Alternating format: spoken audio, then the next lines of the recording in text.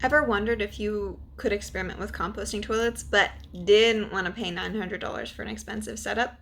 In this video, we're going to be touring mine. Spoiler alert, it's dirt cheap. And also get some bonus tips on substrates I've learned to use and substrates I've learned to avoid. Let's get into it. Let's go. We're here in my tiny house bathroom. I'm going to turn around the camera, probably turn on the light. Yeah, that's way better. Okay. Alrighty, guys. So this right here is where I'm going to the bathroom. Right now, for substrates, I'm using pine pellets. They're basically just condensed shaved wood. And this is my toilet seat I am sitting on. When I use the bathroom, it folds up like that and you just sit down.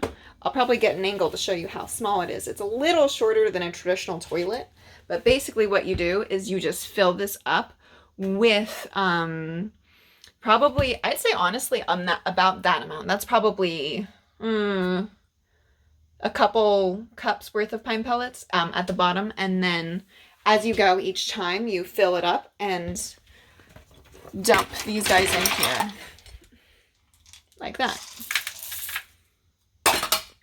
The other thing that I do is, well, the thing that I used to do was I would use pine cedar shavings instead, but now I just opt for this because it is way more absorbent and a little more hygienic.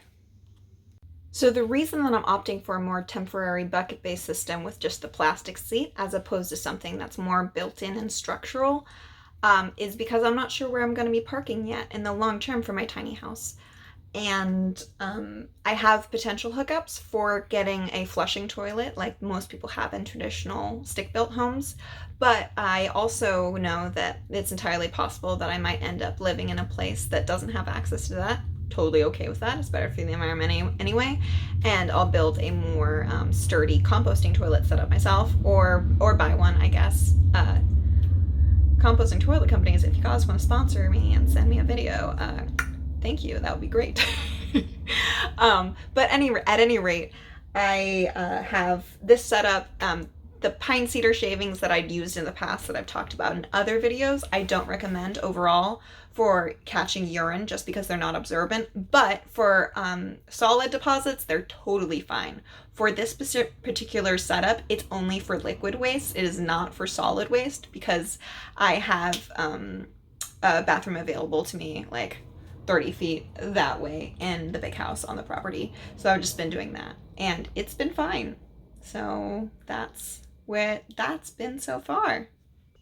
So I also want to show you just exactly how absorbent these pellets are. Here's a close-up of what they look like. They're just put into little cubes. And if, let's put water in it, say.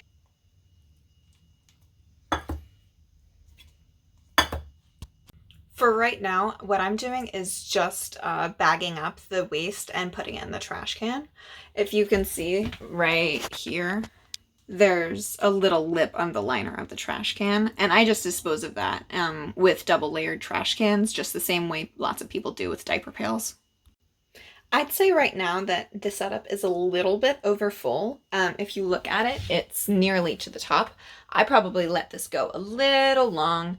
And if you just zoom in, you can see how there's the powder there and the liquids. That's probably 4 days worth of stuff for 2 people. So just liquids.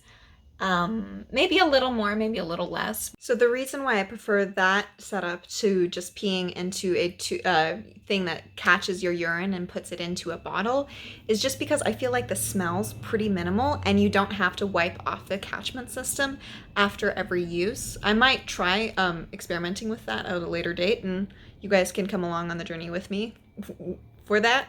But this one just seems pretty easy, and since I'm not worrying about composting the material, the pine pellets do take a long time to decompose, but since I'm not worrying about composting those in a fast fashion like some people might with doing wood chips or something, it's just really easy, and that's why I do it. Also, the pine pellets, though, there's big 25-pound bags that lots of people actually use for horses and stables. They're really cheap each, and they last you about 3 or 4 weeks, and they're like $7. So that's a very low cost overall for what you're looking for.